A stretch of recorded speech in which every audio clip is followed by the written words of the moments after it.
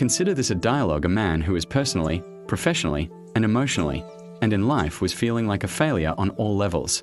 He wrote a letter to God, and it was a spiteful, passionate letter, full of confusions, contortions, and condemnations, and a pile of angry questions. To his surprise, God answered him in a way he could not believe it. Please relax and listen with good intent and open mind. So let us enter the dialogue with a question I had been asking for a very long time. How does God talk, and to whom?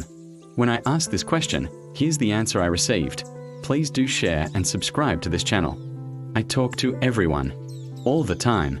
The question is not to whom do I talk, but who listens. First, let's exchange the word talk with the word communicate. It's a much better word, a much fuller, more accurate one. When we try to speak to each other, me to you, you to me, we are immediately constricted by the unbelievable limitation of words. For this reason, I do not communicate by words alone. In fact, rarely do I do so. My most common form of communication is through feeling. Feeling is the language of the soul. If you want to know what's true for you about something, look to how you're feeling about it.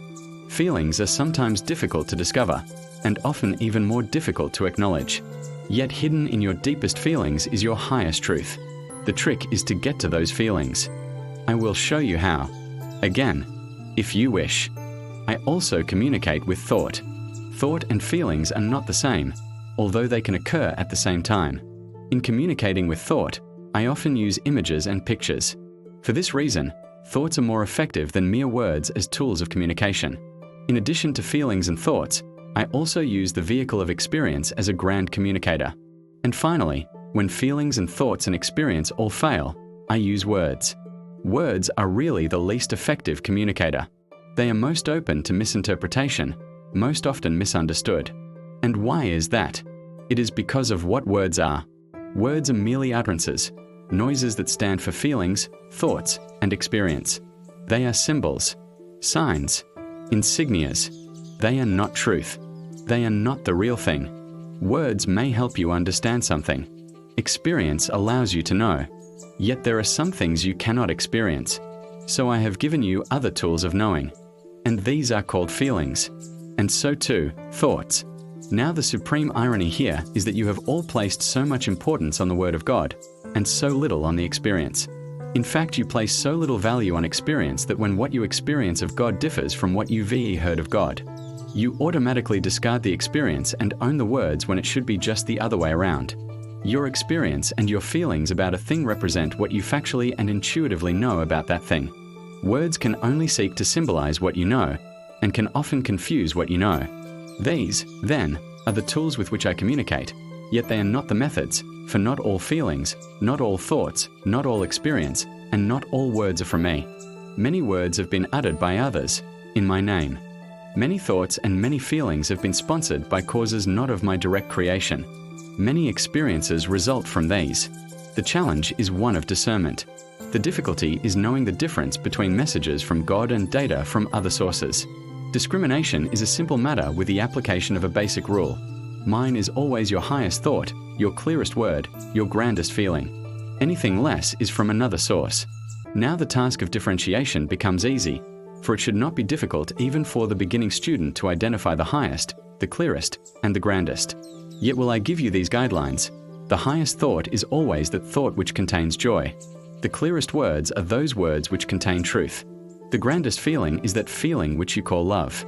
Joy, truth, love. These three are interchangeable, and one always leads to the other.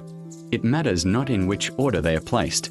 Having with these guidelines determined which messages are mine and which have come from another source, the only question remaining is whether my messages will be heeded. Most of my messages are not. Some, because they seem too good to be true. Others, because they seem too difficult to follow. Many, because they are simply misunderstood. Most, because they are not received. My most powerful messenger is experience, and even this you ignore. Especially this you ignore. Your world would not be in its present condition were you to have simply listened to your experience. The result of your not listening to your experience is that you keep reliving it over and over again. For my purpose will not be thwarted, nor mine will be ignored. You will get the message, sooner or later. I will not force you to, however. I will never coerce you. For I have given you a free will, the power to do as you choose, and I will never take that away from you, ever. And so I will continue sending you the same messages over and over again, throughout the millennia and to whatever corner of the universe you occupy. Endlessly will I send you my messages, until you have received them and held them close, calling them your own.